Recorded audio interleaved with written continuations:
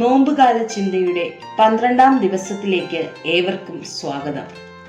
ധ്യാനത്തിന് ആധാരമായി എടുത്തിരിക്കുന്ന വേദഭാഗം വിശുദ്ധ ലൂക്കോസ് എഴുതിയ സുവിശേഷം 15-ാം അധ്യായം 18-ാം വാക്യം. ഞാൻ എഴുന്നേറ്റ് അപ്പന്റെ അടുക്കൽ ചെന്ന് അവനോട്, അപ്പാ, ഞാൻ സ്വർഗത്തോടും നിന്നോടും പാപം ചെയ്തിരിക്കുന്നു എന്ന് പറയും. സുപ്രസിദ്ധ വൈദ്യനായ ലൂക്കോസ് യേശുവിനെ കുറിച്ച് സുവിശേഷം എഴുതുമ്പോൾ വളരെ മനോഹരമായി ഇതിലെ വിഷയം അവതരിപ്പിച്ചിരിക്കുന്നു. പാപം ചെയ്ത് സ്വർഗീയ പിതാവിൽ നിന്നും അകന്നുപോയ, നഷ്ടപ്പെട്ടു പോയ ഒരു പുത്രന്റെ പശ്ചാത്താപത്തോടു കൂടിയ തിരിച്ചുവരവാണ് ഈ ഉപമയുടെ പ്രമേയം. ഈ ഉപമയാണ് ഇന്നത്തെ ധ്യാനത്തിന് ആധാരമായി എടുത്തിരിക്കുന്നത്. അപ്പന്റെ വീട്ടിൽ താൻ അനുഭവിച്ചു കൊണ്ടിരുന്ന സൗഭാഗ്യത്തിന്റെയും സന്തോഷത്തിന്റെയും നാളുകൾ ഉപേക്ഷിച്ചിട്ട് ഇളയപുത്രൻ അപ്പനിൽ നിന്ന് അകലുന്നു. അവൻ ദൂരദേശത്തേക്ക് യാത്രയാകുന്നു. അവിടെ അവനൊരു ദുർനടപ്പുകാരനായി ജീവിച്ച് അരുതാത്ത ബന്ധങ്ങൾ ഉണ്ടാക്കി അവന്റെ കൈവശമുണ്ടായിരുന്ന ധനം നഷ്ടമാക്കി കളയുന്നു. ആ ദേശത്ത് കഠിനക്ഷാമം ഉണ്ടായി. ഇത് മുടിയൻ പുത്രന്റെ സാമ്പത്തിക തകർച്ച മാത്രമല്ല സൂചിപ്പിക്കുന്നത്, അവന് സാമ്പത്തിക തകർച്ചയുണ്ടായി. അനുഭവിച്ചു കൊണ്ടിരുന്ന സ്നേഹത്തിനും സന്തോഷത്തിനും സമാധാനത്തിനും ക്ഷാമമുണ്ടായി. ദൈവത്തോടും മനുഷ്യനോടും ഉണ്ടായിരുന്ന കൂട്ടായ്മ നഷ്ടമായി. ജീവിക്കുവാൻ ഗതിയില്ലാതെ ആ നാട്ടിലെ ധനികനെ ആശ്രയിക്കേണ്ടി വന്നു. അവിടെ അവന് പന്നികളെ മേയ്ക്കുന്ന ജോലി ലഭിച്ചു. അവൻ പന്നികളുടെ ഇടയിൽ ജീവിച്ചു. പന്നി തിന്നുന്ന ആഹാരം ഭക്ഷിക്കേണ്ടി വന്നു. ഒരു യഹൂദന് അതിനികൃഷ്ടവും നിന്ദ്യവുമായ ജീവിതം. പാപം ചെയ്ത് പാപത്തിന്റെ ചേറിൽ ആണ്ടുപോയ ഒരു വ്യക്തിയുടെ അതിദാരുണമായ ചിത്രമത്രേ ഇത്. അപ്പന്റെ അടുക്കലേക്ക് തിരികെ പോകാനുള്ള മാർഗങ്ങളാണ് സുവിശേഷ ഭാഗം കാണിച്ചു തരുന്നത്. ഒന്നാമതായി അവന് സുബോധം വന്നു. വിശുദ്ധ ലൂക്കോസ് എഴുതിയ സുവിശേഷം 15-ാം അധ്യായം 17-ാം വാക്യം.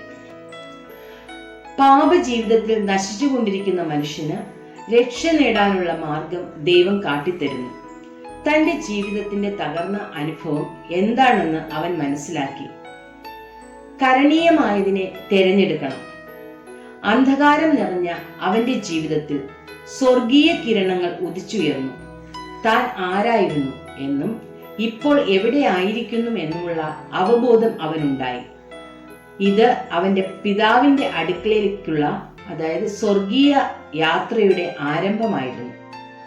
ഒരു മനുഷ്യൻ ദൈവത്തിൽ നിന്നും അകന്ന് ദൈവത്തോട് ശത്രുവായി കഴിയുമ്പോൾ അവന് സുബോധമില്ല. അവൻ ദൈവത്തിലേക്ക് തിരിച്ചു വരുവാൻ എപ്പോൾ തീരുമാനിക്കുന്നുവോ അപ്പോൾ അവന് സുബോധം ഉണ്ടാകുന്നു. നോമ്പുകാല ധ്യാനം ഈ അനുഭവത്തിലേക്ക് നമ്മെ വിശുദ്ധ അഗസ്റ്റിൻ കൺഫെഷൻസ് എന്ന തന്റെ പുസ്തകത്തിൽ പറയുന്നു, ദൈവമേ, അവിടുന്ന് ഞങ്ങളെ അവിടത്തേക്കായി സൃഷ്ടിച്ചിരിക്കുന്നു. ഞങ്ങളുടെ ആത്മാക്കൾ അങ്ങയിൽ വിലയം പ്രാപിക്കുന്നത് വരെ യാതൊരു സ്വസ്ഥതയുമില്ല. ഈ അസ്വസ്ഥതയിൽ നിന്നുള്ള രക്ഷാമാർഗമാണ് മുടിയൻ പുത്രന്റെ മാനസാന്തരം നമ്മെ പഠിപ്പിക്കുന്നത്. രണ്ടാമതായിട്ട് അവൻ എഴുന്നേറ്റ് അപ്പന്റെ അടുക്കൽ പോയി. വിശുദ്ധ ലൂക്കോസ് എഴുതിയ സുവിശേഷം 15-ാം അധ്യായം 18-ാം വാക്യം.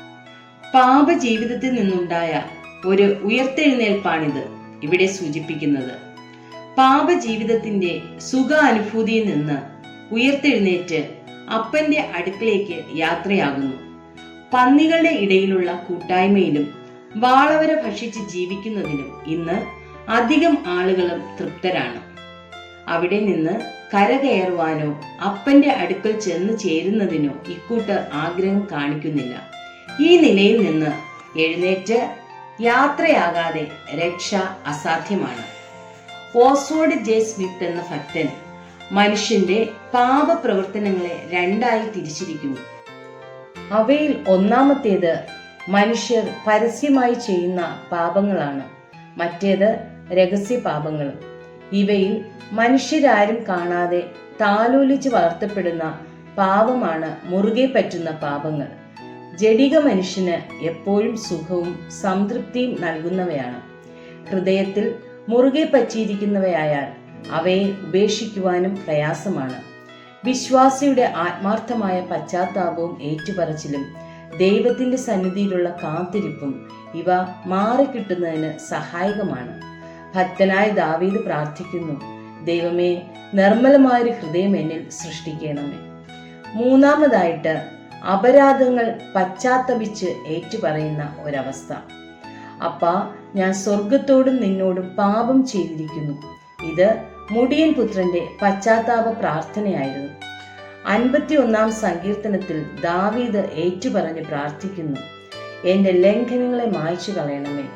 നിന്നോട് തന്നെ ഞാൻ പാപം ചെയ്ത് നിനക്ക് അനിഷ്ടമായത് ഞാൻ ചെയ്തിരിക്കുന്നു. ഞാൻ നിർമ്മലനാകേണ്ടതിന് ഈ സോപ്പ് കൊണ്ട് എന്നെ ശുദ്ധീകരിക്കണമേ. ഞാൻ ഹിമത്തേക്കാൾ വെളുക്കേണ്ടതിന് എന്നെ കഴുകണമേ. പശ്ചാത്താപത്തിലും പ്രാർത്ഥനയിലും മുഴുകിയിരിക്കുന്ന ഒരു വിശ്വാസിയുടെ അധരങ്ങളിൽ നിന്നും സദാ ഉതിർന്നു വരേണ്ട ഒരു പ്രാർത്ഥനയാണ് ഇത്. പശ്ചാത്താപ അനുഭവത്തിൽ നാം ഓർത്തിരിക്കേണ്ട ഒരു പ്രധാന ഘടകമാണ് പാപം ഏറ്റുപറഞ്ഞ് ഉപേക്ഷിക്കുക എന്നുള്ളത്. ചിലർ ചെയ്ത പാപത്തെ ഓർത്ത് എപ്പോഴും കരയുന്നു, എന്നാൽ അവയെ ഉപേക്ഷിക്കുന്നില്ല. അതിനാൽ അതേ പാപം തന്നെ ആവർത്തിച്ചു കൊണ്ടിരിക്കുന്നു. അവർക്ക് അനുഗ്രഹം ലഭിക്കുന്നില്ല. തന്റെ ലംഘനങ്ങളെ മറയ്ക്കുന്നവന് ശുഭം വരികയില്ല. അവയെ ഏറ്റുപറഞ്ഞ് ഉപേക്ഷിക്കുന്നവനു കരുണ ലഭിക്കുമെന്ന് സദൃശവാക്യങ്ങൾ 28 അധ്യായം 13 വാക്യത്തിൽ പറയുന്നു. പശ്ചാത്താപവും ഏറ്റുപറച്ചിലും ദൈവവും മനുഷ്യനുമായ അനുരഞ്ജനത്തിന് വഴിയൊരുക്കുന്നു. നാലാമതായി, പാപിയുടെ മാനസാന്തരത്തിനും തിരിച്ചുവരവിനും സ്വർഗം സന്തോഷിക്കുന്നു.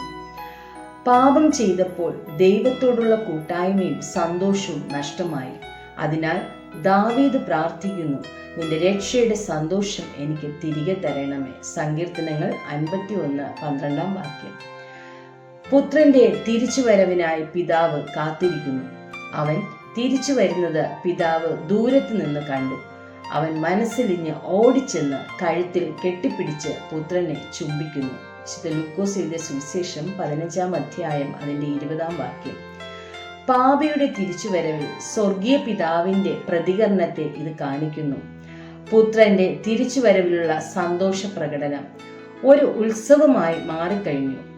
മേൽത്തരമായ ഒരു അങ്കി കൊണ്ടുവന്ന് അവനെ ധരിപ്പിപ്പിൻ, കൈക്ക് മോതിരവും കാലിന് ചെരുപ്പും ഇടുവിപ്പിൻ, തടിപ്പിച്ച കാളക്കുട്ടിയെ കൊണ്ടുവന്ന് അറപ്പിൻ, നാം തിന്ന് ആനന്ദിക്കുക.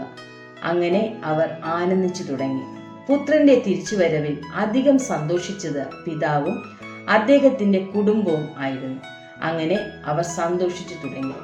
മാനസാന്തരപ്പെടുന്ന ഒരു പാപിയെ ചൊല്ലി സ്വർഗത്തിലും ദൈവദൂതന്മാരുടെ ഇടയിലും അധികം സന്തോഷമുണ്ടാകും. പാപം ക്ഷമിച്ചു കിട്ടിയവന്റെ സന്തോഷത്തെ ഭാഗ്യമായി ദാവീദ് വർണ്ണിക്കുന്നു.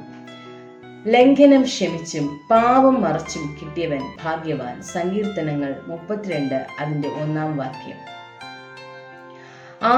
ടോറി എന്ന മഹാൻ ഒരു മുടിയൻ പുത്രനായിരുന്നു. യൗവനകാലം ദൈവം ഇല്ലാത്തവനായി മദ്യപാനത്തിലും വെറുക്കൂത്തിലും അസാമാജികവുമായി ജീവിച്ചു. എന്നാൽ അവന് ദൈവഭക്തിയായ ഒരു മാതാവ് ഉണ്ടായിരുന്നു. പുത്രന്റെ മാനസാന്തരത്തിനായി ഈ അമ്മ ആശയോടെ കാത്തിരുന്നു. ഹൃദയം തകർന്ന് എന്റെ അമ്മയുടെ ഉപദേശവും പ്രാർത്ഥനയും കേട്ട് ഞാൻ മുഷിഞ്ഞു എന്ന് പറഞ്ഞ് ടോറി അമ്മയെയും സ്വഭവനത്തെ ഉപേക്ഷിച്ച് സ്വതന്ത്രനായി ജീവിക്കുവാൻ അകലെയുള്ള ഒരു പട്ടണത്തിലേക്ക് യാത്രയായി. പുത്രൻ ഭവനത്തിൽ നിന്ന് ഇറങ്ങിപ്പോയപ്പോൾ, മകനെ, നീ എന്നെ എന്നെങ്കിലും ഭവനത്തിൽ തിരിച്ചു വരും എന്ന് അമ്മ കരഞ്ഞു പറഞ്ഞു. ടോറി പട്ടണത്തിൽ പോയി സ്വതന്ത്രനായി ജീവിച്ചു. അവിഹിത കൂട്ടുകെട്ടും മദ്യപാനവും അവന്റെ ജീവിതം നശിപ്പിച്ചു. ജീവിതത്തിൽ സമാധാനവും സ്വസ്ഥതയും ഇല്ലാതെയായി. അവൻ ആത്മഹത്യ ചെയ്യുവാൻ തീരുമാനിച്ചു.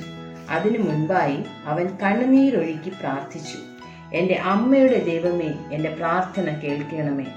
നീ എന്നെ രക്ഷിച്ചാൽ ഞാൻ നിന്നെ സേവിക്കും. ടോറിയുടെ പ്രാർത്ഥന ദൈവം കേട്ടു. നിത്യസമാധാനവും സന്തോഷവും കൊണ്ട് അവന്റെ ഹൃദയം നിറച്ചു. അദ്ദേഹം മാനസാന്തരപ്പെട്ട് സുവിശേഷകനായി തീർന്നു.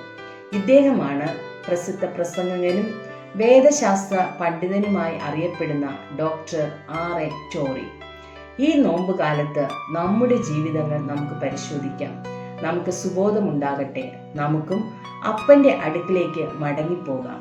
ദൈവം നിങ്ങളെ ആശീർവദിക്കട്ടെ. ആമേൻ.